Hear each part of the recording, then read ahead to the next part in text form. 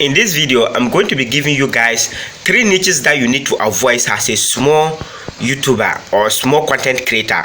So when you are starting your content creation journey, you need to know the specific path that you are taking as a content creator so that you know the reward that you are going to be getting and the problem that you are going to be facing so that you can prepare ahead of time.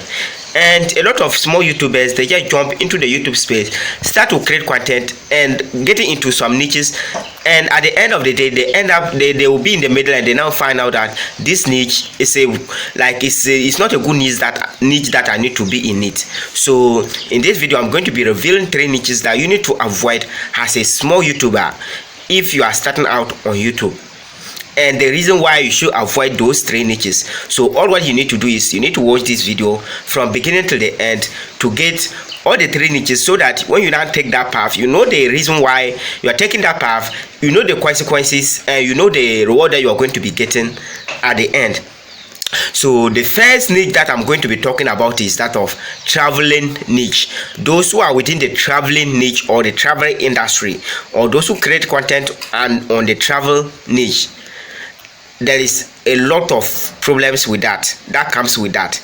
The first problem is that when you are creating traveling videos, like you will be in need of visas to travel to each and every country. You'll be in need of visa to travel to each and every country, and all what you need to do is you need to pay for the visa. You need to pay for the visa first.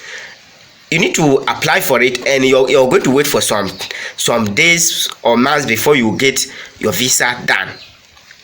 And more to the point, you're not going to be getting you're not going to be creating, being able to create content or videos all the time. Maybe you'll be creating videos once in a while, which can affect your channel as a small content creator. And more to the point, you need to also get transportation fees. You need to also get transportation fees. And you need to also look for feeding fees. That means when you are traveling, you need to get those money aside and also prepare your visa. And when you get to those places, there's also problem there, because the places that you are going, you don't know anybody. You need to get somebody that you know, so that the person can be assisting you through. And if the person, you are lucky and you find a fellow YouTuber who can be assisting you, maybe you may not pay anything, and some too, they will demand for something, which is going to cost you a lot when you are within the travel niche. And guys, there is also a good side of it. It's also rewarding when you are able to build the foundation, when you are able to build your brand to a point where your YouTube channel can generate enough money for you to care for all those things. And the good side of it is also that it is lucrative, the CPM and the RPM is very high. It's very high, and you can meet good people there, which you can take as business partners, and you meet an incredible people, and you also learn new things. That's also the good side of it. So the second niche that you need to avoid as a small YouTuber is that of food preparation channels. Why did I mention food preparation channels? The cost for buying those items that you are going to be using to prepare those food is very high, and you're not going to be getting money all the time to be buying all the ingredients to be preparing the food. That means if you don't have fun, or if you don't have money to buy those items, that means you can't create content anymore, which is a very difficult area to start as a small or beginning content creator.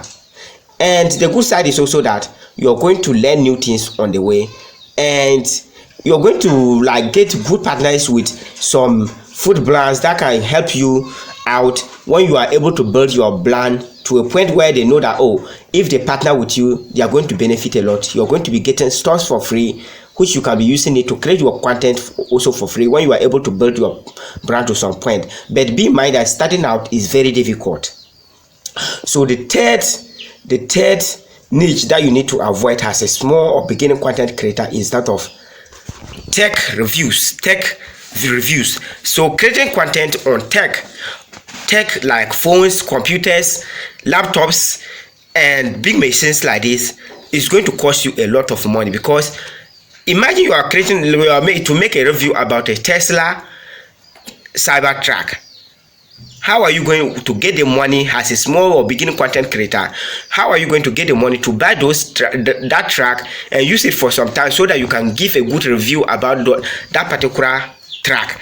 So all the time you'll be spending money on things, and if you are starting out on YouTube, it's going to be a difficult task because you don't have money at that moment. You don't have enough money to spend on buying those things so that you can use it to give reviews on it. And there is also a good side of it. The good side of it is that when you are able to build your brand to a point where those big companies, they now know that, oh, if they sponsor you, they are going to get like something in return. They are going to be sponsoring you for free, which is also the good side of it. You are going to be getting costly items that you were not even expecting to be getting it for free when you are able to build your brand. That's the good side of it. And more to the point, when you find yourself within those niche, you are going to be advanced in technology. In terms of technology, you are going to be advanced, because all the time you are going to be using new product all the time and know what is working and what is not working. So at that moment, when you get a good and a bad product, you can differentiate it because you are now in the field. You can differentiate it, and it's difficult for somebody to cheat you when you want to buy like some tech product, because you already have knowledge about it. So it's difficult for somebody to deceive you and sell you, like, let's say 1 gig for telling you that it's 32 gig. It's difficult for somebody to deceive you like that when you know that, and you've been doing your reviews, you know all that. And the good side of it is also that the RPM and the CPM is very high. That means you get good return on it. You get good RPM and CPM on it. And in terms of sponsorships, when they want to sponsor you to do a review of a particular product, it's also very high. Like, you can charge big amount, and they are going to pay for it because you are having the skill to showcase it to the audience that you are having, and you are having a potential audience. Those that are following you are those who are having the capital to spend. So when they are like, you are going to get a sponsorship deal, you are going to get a lucrative one, of course. So these are the 3 niches that you need to avoid as a small YouTuber. But when you have the finance to start, you can go ahead and start it out and continue from there and start to build your brand. The good side of those 3 niches is that it's rewarding. That is a good side. It's rewarding in long run, but starting out is very difficult to start and build an audience within those niche. And in my next video, I'm going to be talking about niches that you need to focus on when you are starting out as a small or beginning content creator. So all what you need to do is you need to subscribe to this YouTube channel if you have not subscribed yet, and like this video. Very important, like this video. And more to the point, you can also share it to your friends so that they can also benefit from it. It's very important to share to your friends so that when they want to also start out on YouTube, they will know the path that you are following, so that they will not take the wrong path, and at the end of the day they end up regretting. So guys, thank you for watching, and I'll see you in the next one. Peace out.